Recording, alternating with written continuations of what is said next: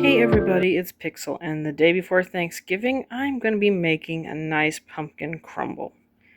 It's a good alternative to the normal pumpkin pie you'd normally make for Thanksgiving, or any other holiday, honestly. But for that, we're going to need a 15-ounce can of pumpkin, a 12-ounce can of evaporated milk, about a teaspoon of nutmeg, a teaspoon of cinnamon, a teaspoon of pumpkin spice mix. Going to need a half a cup of white sugar, half a cup of brown sugar, 2 of them, 2 large eggs, a whole half a cup of butter, another teaspoon of cinnamon, half a cup of oatmeal, quick oats preferably, and a cup of flour. Well, you know the drill.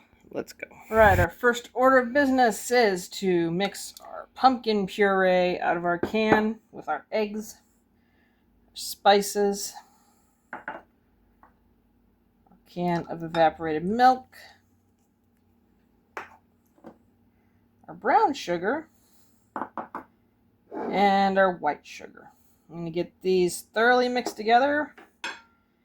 I'll be back in a little bit.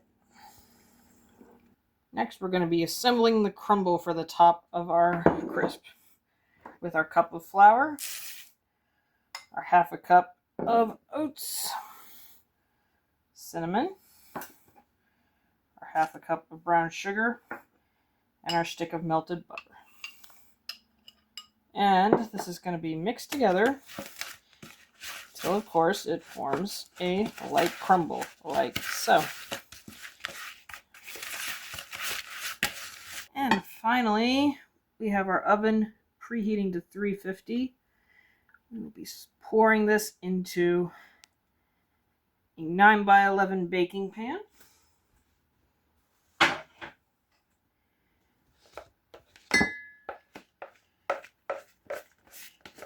after stirring up our crumble a little to make sure it's back to being loose instead of setting, we'll top it off with our crumble.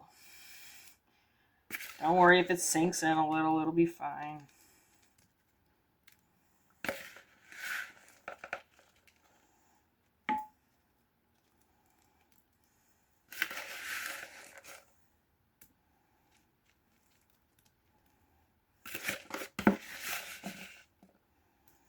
And this is going to go into our oven once we're done with the crumble for 40 to 45 minutes, or until you can insert a toothpick and it doesn't come out with any of that pumpkin stuff on it.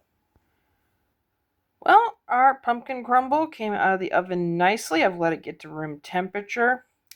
Now I'm going to call on the pumpkin aficionado of the house to try it out. So, Lyrical, take it away. I might as well dig in and try some too, though.